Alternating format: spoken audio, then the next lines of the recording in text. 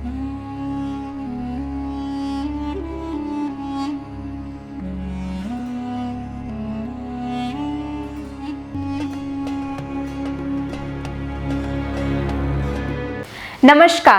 ग्रह नक्षत्र के दर्शकों का हृदय से स्वागत है। आज हमारे साथ मौजूद है विश्व प्रसिद्ध सुदर्शन चक्र ज्योतिष आचार्य श्री संत बेत्रा अशोका जी।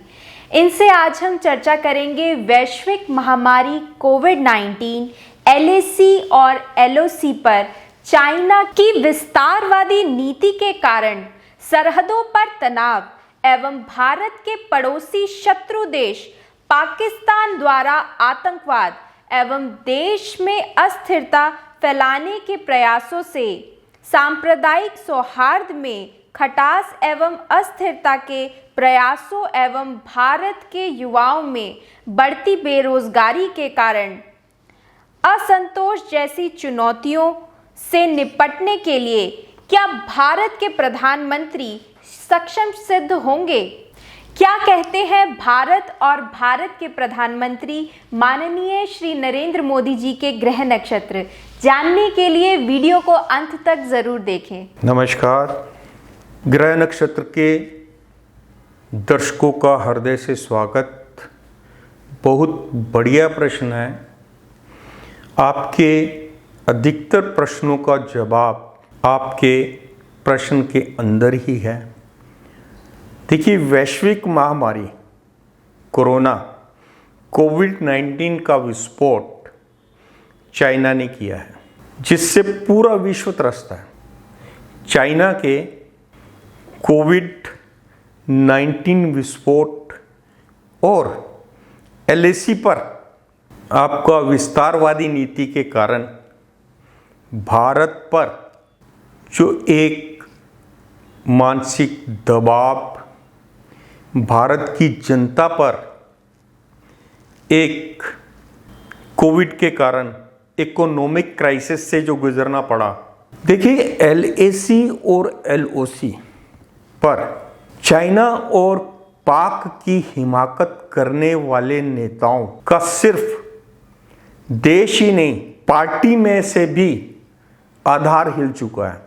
CWC की मीटिंग में वरिष्ठ नेताओं द्वारा फोड़ा गया लेटर बम इसका ज्वलंत उदाहरण है कि विपक्ष की सोच, विपक्ष को बदलनी चाहिए, अन्यथा आधा तीतर आधा बटेर की जो फिलॉसफी पर कांग्रेस चल रही है, उसके कारण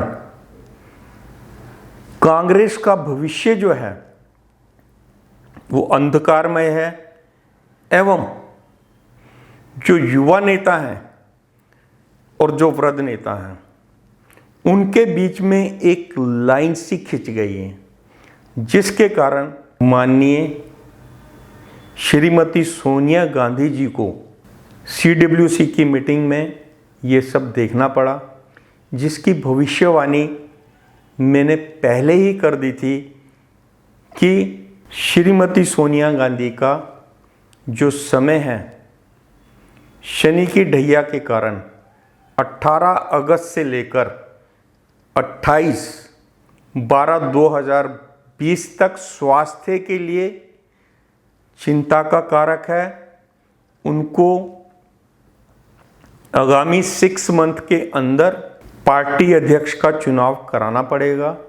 दूसरा, उनकी शनि की जो ढैया चल रही है, जो 23 अप्रैल 2021 तक है, उसके कारण उनको पार्टी में से वरिष्ठ नेताओं का, युवा नेताओं का विरोध का सामना करना पड़ेगा। और मैंने इनिशियल भी दिए थे कि S, K और P इनिशियल के नेताओं द्वारा पार्टी के आंतरिक विरोध का उनको सामना करना पड़ेगा। दूसरा, मैं यहाँ पर एक बात मेंशन कर दूंगा कि 2019 के इलेक्शन से पहले विपक्ष से जो नेता पाकिस्तान के चरणों में बैठकर रो रहे थे और गुहार लगा रहे थे कि आप ही हमारे को दोबारा गद्दी पर बिठाओगे, दोबारा सत्ता में लेकर आओगे। क्या उस मेंटालिटी के लोग ये चाहेंगे कि भारत में आतंकवादी घटनाओं पर कंट्रोल हो? क्या उस मानसिकता के लोग ये चाहेंगे कि विघटनकारी ताकतें और टुकड़े टुकड़े गैंग के लोगों को जेल के पीछे भेजा जाए? क्या उस मानसिकता के लोग ये चाहेंगे कि कश्मीर में किसी भी तरीके से आतंकवाद का जड़ से उन्मूलन हो? बिल्कुल नहीं। लेकिन आप देखिएगा, इन सब पर मोदी जी ने, भारत सरकार ने प्रोएक्टिव डिसीजन लेकर उसको काबू किया है। आने वाले समय में विघटनकारी ताकतें, देश के विरुद्ध चलने वाली मानसिकता के लोग, अवार्ड वापसी गैंग एवं टुकड़े टुकड़े गैंग, ये सब आपको बिहाइंड द बार्स मिलेंगे। आज के करंट सिनेरियो में विपक्ष के पास कोई भी मुद्दा नहीं है, क्योंकि चुनाव का अभी तक मुद्दा जो हुआ करता था वो होता था सरकार द्वारा किए गए घोटाले, उन पर एक्शन, आतंकवादी गतिविधियां करने वाले लोगों पर एक्शन, देश के विपरीत, देश में अस्थिरता पैदा करने वाले लोगों के अगेंस्ट एक्शन। लेकिन देश में इस टाइम इन सब पर भारत सरकार ने कंट्रोल लगाया है, कंट्रोल किया है। और आप देखेंगे कि जो विघटनकारी ताकतें देश में अस्थिरता फैलाना चाहती थी, देश में उत्पात, झगड़े फसाद करके देश की संपत्ति को जिन्होंने नुकसान पहुंचाया, उसके लिए जो योगी फार्मूला भारत सरकार ने अपनाया है वो all over India, all states में लागू होगा तो उनकी कमर टूट जाएगी। मोदी जी ने विपक्ष के लिए कोई भी मुद्दा नहीं छोड़ा है, सिर्फ देश को अस्थिर करके सरकार पर कीचड़ उछालने के लिए जो प्रयास हो रहे हैं, उसके लिए देश के सर्वोच्च पद, आर्मी के सर्वोच्च पद CDS बिपिन रावत जी ने स्पष्ट शब्दों में बताया था कि भारत को 3 फ्रंट पर लड़ना पड़ रहा है। एक तो दुश्मन के साथ, दूसरा बाहर से आने वाली आतंकवादियों के साथ, पाक और चाइना के साथ, और जो आधा फ्रंट उन्होंने बोला वो देश के अंदर विघटनकारी ताकतों का, जो देश को अस्थिर करना चाहती हैं।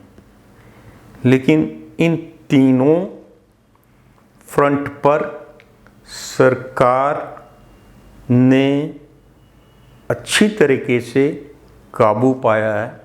आप देखेंगे कि 2014 से पहले जितने विस्फोट होते थे उस तरीके से देश में अब अस्थिरता नहीं है।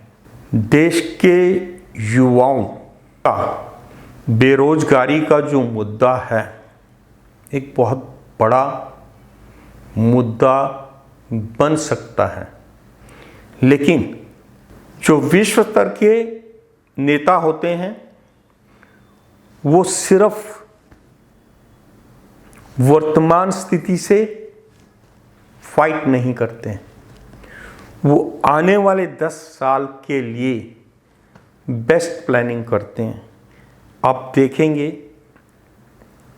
कि मोदी जी ने इसके लिए जो प्लान 2014 से 2019 के बीच में किया था देश के विकास के लिए, मेक इन इंडिया पे जो काम हुआ है उसको प्रॉपरली एग्जीक्यूट करने के लिए जो दूसरा एक्शन लिया गया है वो है voice for local, be vocal for local. और इसमें मैं एक चीज़ और ऐड करना चाहूँगा, हमारे देश की 60% पॉपुलेशन युवा है और भारत सरकार ने उनके लिए बैंकों को लिबरल किया है लोन के लिए। वो बैंक लोन लेकर सिर्फ एक चीज़ का ख्याल रखें कि उनको अपनी क्वालिटी, प्रोडक्ट्स की क्वालिटी विश्व स्तर की रखनी है, ताकि आने वाले टाइम में कोविड से बहुत जल्दी अक्टूबर से पहले कंट्रोल हो जाएगा। कोविड का जो इफ़ेक्ट है स्लो हो चुका है, उसकी मारक क्षमता जो है स्लो हो चुकी है, मोर्टेलिटी रेट जो है वो नीचे आ गया है और रिकवरी रेट जो है कंसिस्टेंटली ग्रो कर रहा है। इसलिए अक्टूबर तक, जैसा कि मैंने प्रेडिक्ट किया था कि आपको कोविड से फाइट करने के लिए AIU इनिशियल के देशों से वैक्सीन ईजाद होगी, जिसके कारण भारत की इकोनॉमी पुनः पटरी पर आ जाएगी। यहाँ पर मैं एक चीज़ ऐड करना चाहूँगा कि देश की जनता को बिल्कुल सचेत रहना है कि देश को अस्थिर करने के लिए किसी को भी मौका ना दें। आप विजिलेंट रहेंगे, आप जो टैक्स देते हैं उस टैक्स का बेस्ट यूज जो आपकी सुरक्षा के लिए बॉर्डर पर मोदी जी ने किया है, भारत की सेना को जो वेल इक्विप्ड किया है वो पिछले 70 सालों में किसी ने नहीं किया। इकोनॉमी ग्रोथ लो होते हुए भी जो इन्वेस्टमेंट सेना के ऊपर हुआ है वो पिछली सरकारों ने कंसिस्टेंट ग्रोइंग इकोनॉमी के दौरान भी नहीं किया। दूसरा, जो हमारी हिफाजत में पुलिस फोर्सेस हैं वो हमारी सबसे बड़ी मित्र हैं। अगर कोई ऐसी संदेहपद एक्टिविटी आपको नज़र आती है तो आप तुरंत सरकार को, पुलिस को सूचित करें ताकि देश में अस्थिरता ना फैले और अस्थिरता फैलाने वाले लोगों को आप ना सुने, क्योंकि इस टाइम विघटनकारी ताकतें ये चाहती हैं कि जो इमेज भारत की विश्व में बन चुकी हैं। भारत में आने वाले समय में जो फॉरेन इन्वेस्टमेंट आएगी, आप उसके बारे में सोच भी नहीं सकते। ये सितंबर क्वार्टर में जो 23.6% का जो डिप लगा है, ये कुछ भी नहीं है। आने वाले समय में ये रिकवर होगा। देखिए, मोदी जी की कुंडली का विवेचन मैं बहुत डिटेल में कर चुका हूँ, लेकिन जैसे रिमार्क वीडियोस पे आ रहे हैं, बिल्कुल शॉर्ट में चाहते हैं, तो मैं आपको बताना चाहूँगा कि नॉर्मली ज्योतिष में जो गणना की जाती है, नवग्रह को 12 खानों में, नवग्रहों का 12 राशियों में जो भ्रमण है, उस पर आपको प्रेडिक्शन मिलती है। लेकिन सुदर्शन चक्र ज्योतिष में नवग्रहों का 168 खानों में भ्रमण से जो रिजल्ट निकल कर आते हैं, वो बिल्कुल वैसे ही हैं जैसे आप 1 टन पिच ब्लेंडी को साफ करके 1 ग्राम यूरेनियम बनाते हैं। ग्रहों के बारे में मैं आपको हल्का सा ज्ञान देना चाहूँगा। चंद्रमा एक राशि में 2 से 2.5 दिन रहता है। सूर्य, बुध, शुक्र और मंगल एक राशि में 1 महीना कुछ दिन भ्रमण करते हैं।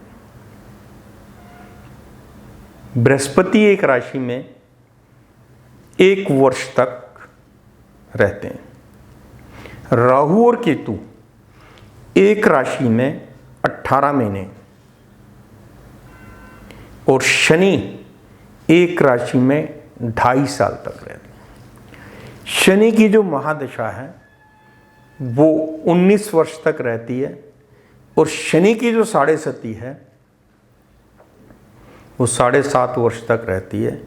उसमें भी 7.5 के 7.5 वर्ष सबके लिए खराब नहीं होते।